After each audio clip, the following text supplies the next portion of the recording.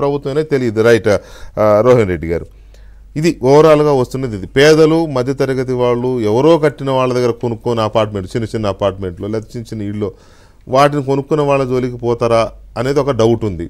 సాంబశివరావు గారు మాట్లాడినా రచనారెడ్డి గారు మాట్లాడినా దానికి ప్రభుత్వం ఏమని చెప్తే ఒకటి. రెండవది నాకున్న పెద్ద సందేహం ఈ అయ్యప్ప సొసైటీ మీకు బాగా తెలుసు అయ్యప్ప సొసైటీ గురించి మీకు కూడా ఉన్నాయేమన్నా లేవు కదా.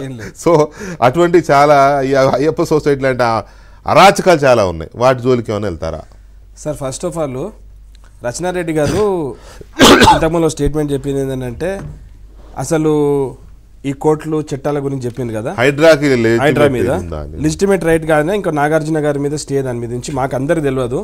మొన్న రఘునందన్ రావు గారు ఎంపీ గారు ఉన్నారు కదా ఆయన ఒక స్టేట్మెంట్ ఇచ్చింది డెమోలిషన్.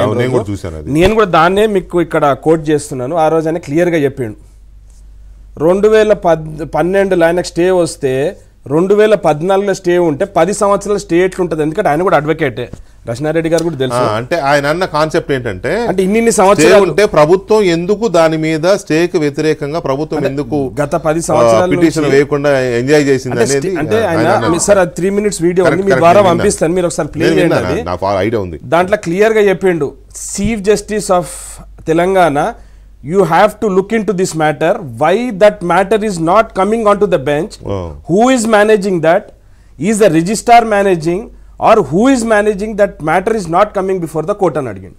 సో దాని మీద కూడా నేను రేవంత్ రెడ్డి గారికి నేను కూడా ప్రత్యక్షంగా లెటర్ రాస్తాను.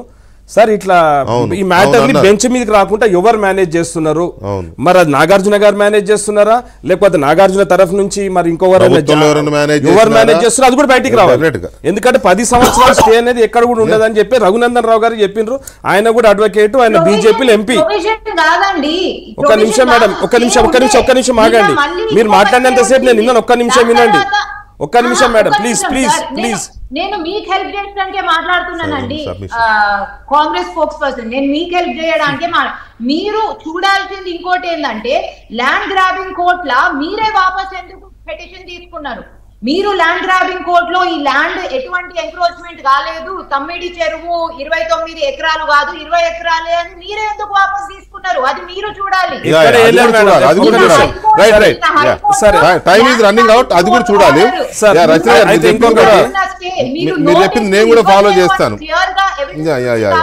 ఇంకొకటి లుబ్నా సర్వత్ అని ఒక సోషల్ యాక్టివిటీ సార్.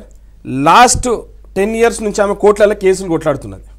ఎక్కడెక్కడ హైదరాబాద్లో చెరువులల్లో మొత్తం కుంటలన్నీ మూసుకపోతున్నాయి అని చెప్పేసి ఆమె కోట్ల కొట్లాడుతున్నది. ఆమె స్పెసిఫిక్ ఆర్డర్లు తీసుకొచ్చిన తర్వాత చీఫ్ జస్టిస్ గారే ఇప్పుడు ఈ కోట్లలో తీసుకొచ్చి ఆమె దగ్గర ఆమె రిప్రజెంటేషన్ చేస్తుంది.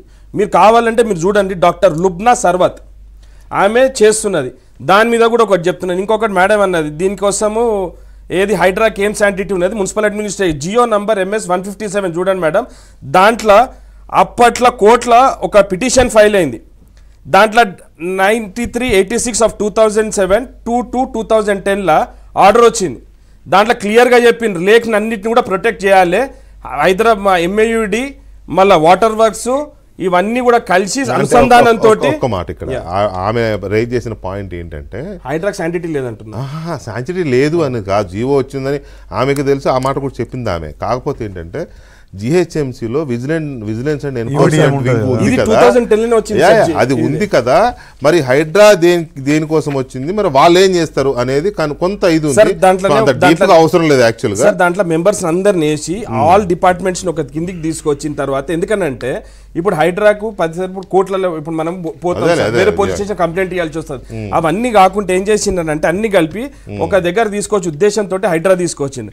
ఇంకొకటి శ్రీధరన్ ఒకటి చెప్పిండు మన కేటీఆర్ గారు ఆ ఫామ్ హౌస్ గులగొడుతారని చెప్పేసి మేమేం గులగొడతామని లేదు. సరే దాంట్లో భాగంగా ఉంటే కూలగొడతారనేది తెలుసు. ఆయనే పోయి కోర్టులో స్టే చేసిండు. నాది కాదు నా ఫ్రెండ్ది అన్నాడు ప్రదీప్ దాన్ని. కానీ ఎలక్షన్ అఫిడవిట్లో దాన్ని మెన్షన్ చేసిండు. కేటీఆర్ గారు మెన్షన్ చేసిన ఎలక్షన్ అఫిడవిట్లో కావాలంటే మీరు చూడండి నెట్ లో కొట్టి చూడండి ఆయన క్లియర్ గా మెన్షన్ చేసి it is mention in the court. Affidavit sir మీరు నెట్ చూడండి జనవాడ ఫామ్ హౌస్ అఫిడవిట్ లో నా ఆస్తి అని ఆయన ఉన్నది, దాంట్లో ఉన్నది మీరు చూడండి. Then it will be big issue. ఇప్పుడు కాదు రేపైనా అవుతారు కదా, అది నేను కూడా సోషల్ మీడియాలో చూసినాను, దానిలో క్లియర్ గా మెన్షన్ చేసి ఉన్నది. సరే అది ఎవరిదని ఉండొచ్చు సార్, నా ఫ్రెండ్ ఉండొచ్చు, నాది ఉండొచ్చు. ఇప్పుడు మీరు నాలాగా కడితే తప్పా కాదా? నేను కట్టిన తప్పే, నా ఫ్రెండ్ కట్టిన తప్పే.